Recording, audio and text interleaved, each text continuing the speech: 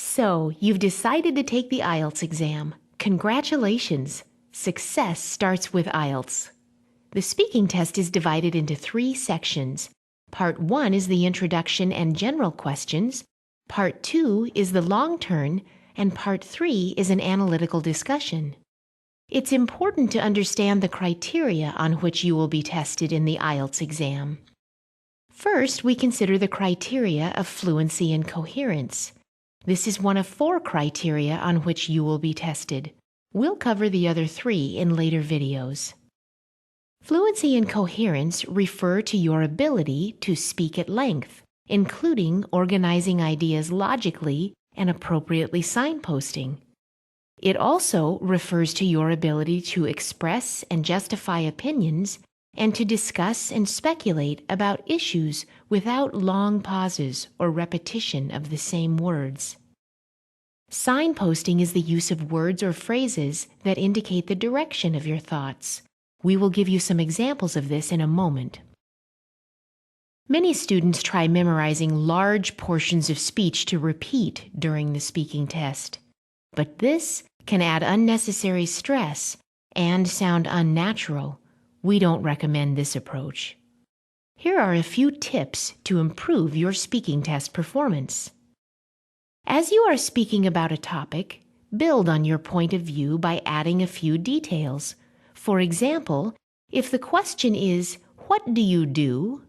rather than responding with, "I am a teacher," you might expand this to, "I have been a high school mathematics teacher in New York for over 5 years." For Part 2 of the test, use the bullet points on the task card to help you structure your long turn and make notes in the 1 minute that's given using key words. In Part 3 particularly, it is important to develop your answers and to speak at length. You can do this by thinking of reasons, effects, comparisons, supporting examples, and personal experience. Just make sure you are signposting what you say. For example, discussing excessive TV watching, you might mention reasons, increasing numbers of TV channels compared to a generation ago, and the popularity of TV characters.